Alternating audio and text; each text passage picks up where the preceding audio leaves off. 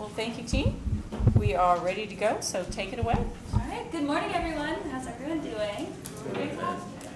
Good. We're going to be doing a presentation on Takata's deadly airbag failure and recall, and we're going to tell you a little bit about the problem.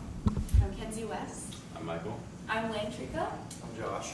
I'm Caroline Kern. Get started.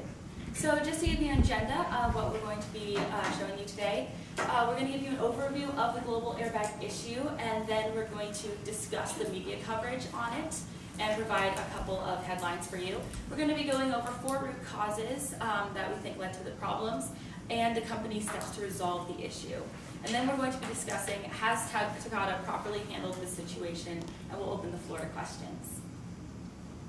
So just to give you an overview, in 2008, nearly 21 million vehicles have been recalled globally because of the defective Takata air inflators.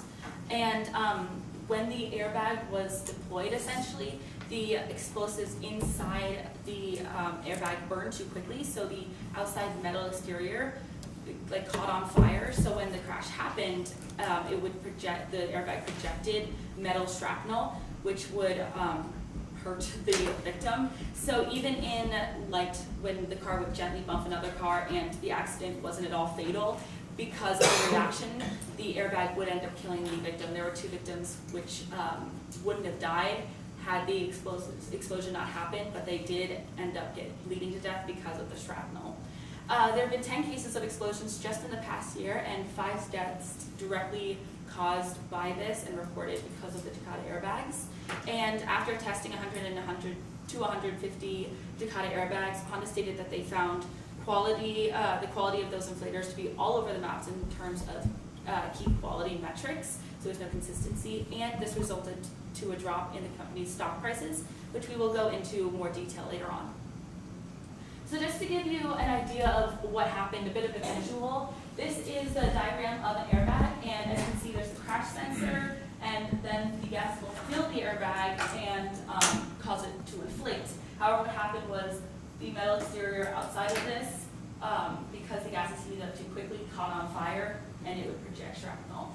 This is the inflator, and you can see that the chemical reaction that happens inside of it expands. And we just wanted to give you a bit of an inside peek of the inner workings of what was happening. Okay, so now we'll talk a little bit more about the stock prices. As of yesterday, about 5 p.m., Takata stock was selling for about $577. And as you can see, right over here, there was a big decline right about when the scandal became public.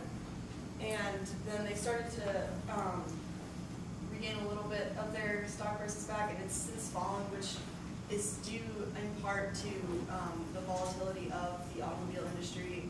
Particularly, there have been a couple of minor oil price crashes that have caused stock prices across the industry to fluctuate. And then a bit of media coverage. Neither the president, chief executive officer, or CEO have appeared in public since June. And another incident that Takata has kind of taken a hit about has been, there was an explosion in one of their Mexican plants in 2006, and the fire department has no record of this explosion, and they never have fully announced the direct cause. I did do some research, and a local newspaper in Mexico said that it was due to petroleum explosion. A fire was started in part of the plant that is under construction, and the fire reached this petroleum, which exploded, and there were a couple injuries. There were no deaths, though, according to the sources I looked at. And then to the extent of the Takata's quality issue is not publicly revealed until 4 years after the first related death. And then here are just a couple headlines to kind of illustrate what's been going on.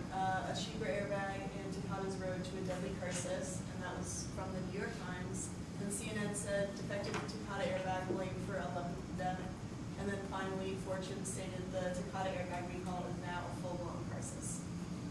And I'd like to point out that we did state earlier that there were only 5 total deaths related to this issue, but that source was obviously outdated because, as you can see here, the 11th death did take place.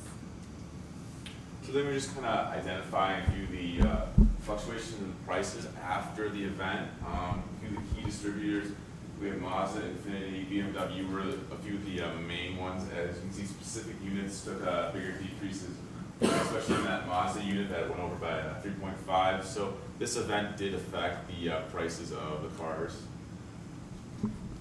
So just for our root causes, the first one that we identified was the high pressure for these airbags to be distributed into the market. So kind of looking to cut costs, and to do so, they moved, I believe, a few of their factories in the United States into a larger one in Mexico, which cut costs in the labor force. Another root cause we found was that they were, due to this high demand, they were really requiring all their